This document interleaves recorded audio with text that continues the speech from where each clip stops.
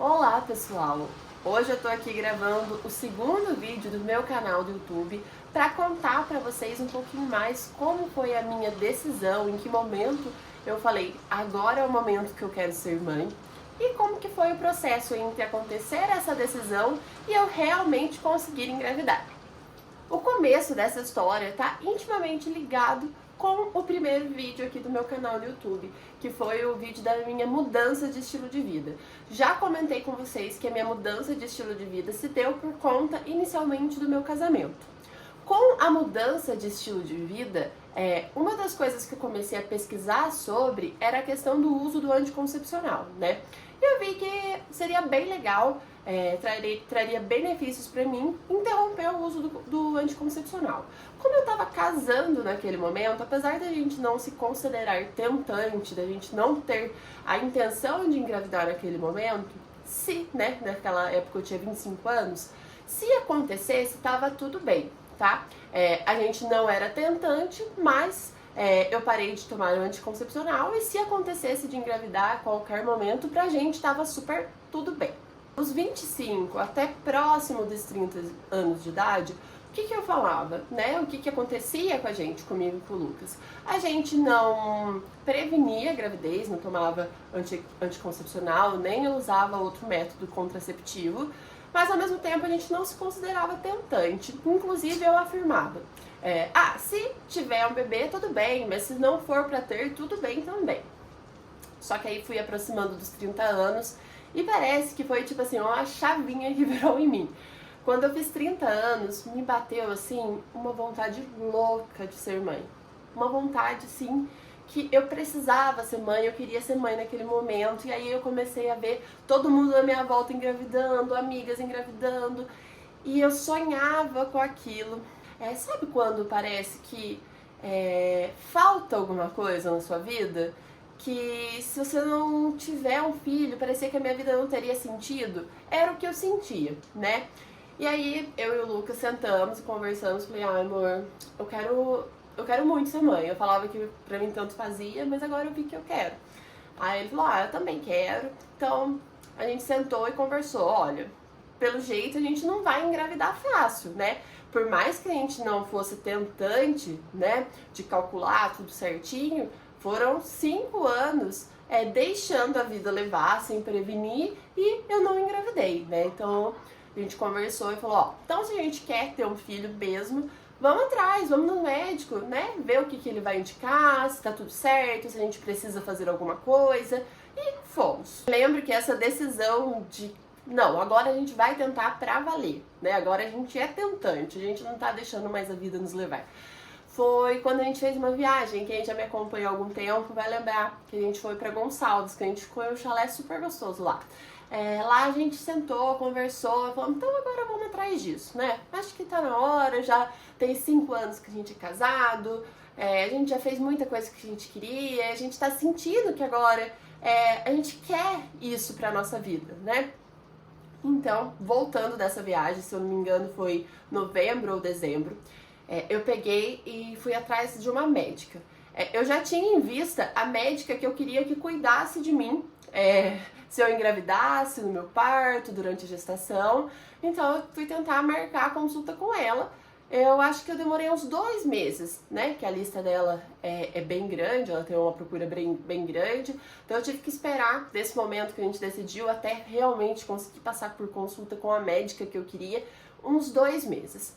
Passando pela consulta com ela, ela pediu exames tanto pra mim quanto pro Lucas, né? Pra ver como que a gente tava. Nesses exames que nós dois fizemos, a médica viu, né, que eu tinha ovário micropolicístico e que o Lucas estava com uma alteração na contagem dos espermatozoides no espermograma. Então, o que ela orientou a gente? Olha, Aline, no seu caso, a gente provavelmente a gente vai ter que induzir a ovulação e fazer o coito programado. Porém, eu não indicaria você fazer isso sem antes tratar a questão do seu marido. Então, inicialmente, a gente fez a parte do tratamento do Lucas, né?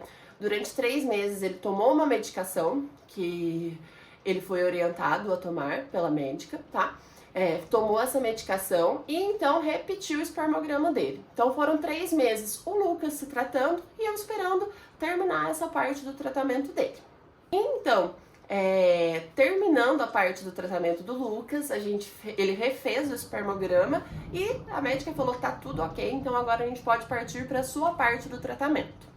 Como eu tinha o ovário micropolicístico, eu passava meses sem menstruar, tipo 6, 8 meses, tá?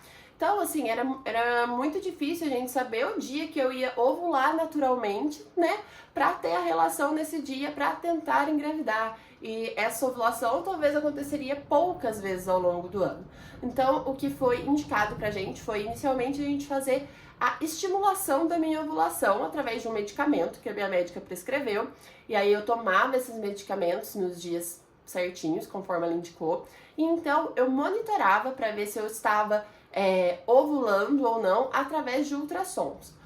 A cada ciclo eu fazia de 3 a 4 ultrassons para ver se o folículo, que é do folículo que libera o óvulo, para ver se esse meu folículo estava formando para liberar então o óvulo, né? Eu fiz o primeiro mês de tentativa, esse folículo se formou, porém ele não rompeu e liberou o óvulo.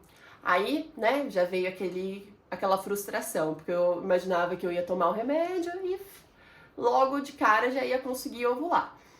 Então, esse primeiro mês não deu certo. O segundo mês foi a mesma coisa. Eu tomei a medicação, formou o folículo, porém esse folículo não conseguiu romper e liberar o óvulo. Então, a gente foi para um terceiro mês de tentativa, onde a médica mudou um pouquinho a forma. Eu tomei esse mesmo medicamento para induzir, né, para a formação desse folículo, formar o folículo.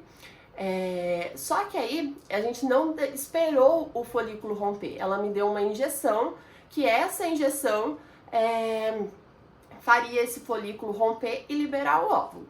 Aconteceu, né? A gente liberou o óvulo, a gente teve relação no dia conforme indicado, porém não engravidei nesse mês. E nesse mês eu tinha certeza absoluta que eu ia engravidar, porque eu tinha ovulado. Então, assim, nesse mês eu passei uma crise de ansiedade, gente, terrível, terrível, terrível, né? Às vezes a gente contando agora, depois que passou um tempo, que eu tô com meu filho aqui, a gente se esquece um pouco do quanto foi sofrido naquela época, né? Passei por uma crise de ansiedade nesse terceiro mês, que eu tinha certeza absoluta que ia dar certo, mas uma crise que eu cheguei, assim, a ter umas palpitações terríveis, de não conseguir sentir um braço meu, dele ficar adormecido, sabe?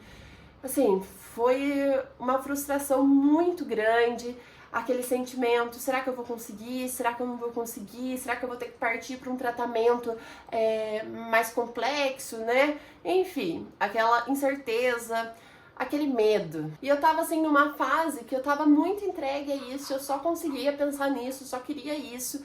Então assim, era muito difícil pra mim me distrair com outras coisas, né? E ao mesmo tempo, era gente perto de mim ficando grávida, gente que não queria ficar grávida ficando, e aí eu falando, caramba, eu quero tanto, eu sonho tanto com isso e não chega a minha vez. E aí a gente foi pro 4º mês de tratamento, que foi quando tomei a medicação para induzir a formação do folículo e depois tomei a mesma injeção do mês anterior para liberar o óvulo, liberou o óvulo, eu ovulei, a gente viu isso através do ultrassom, a gente namorou no dia certo, e aí fica aqueles 15 dias, né, entre o dia que você sabe que você ovulou e esperando, né, o dia para fazer o exame. E aí eu falei, quer saber, eu não vou fazer exame de urina, quis ir direto no laboratório, colhi o sangue, e eu colhi o sangue acho que 2 dias antes do dia que a médica tinha indicado para eu colher para fazer o exame, né? Eu nem contei pro Lucas que eu ia fazer o exame nesse dia, porque ele ia ficar bravo comigo, porque era antes da hora, né? Mas fui, colhi o sangue, e aí eu lembro que eu tava em uma loja, que eu tava fazendo provador, e, sabe, recarregando toda hora a página do laboratório, e aí, finalmente, apareceu o positivo que eu tanto queria.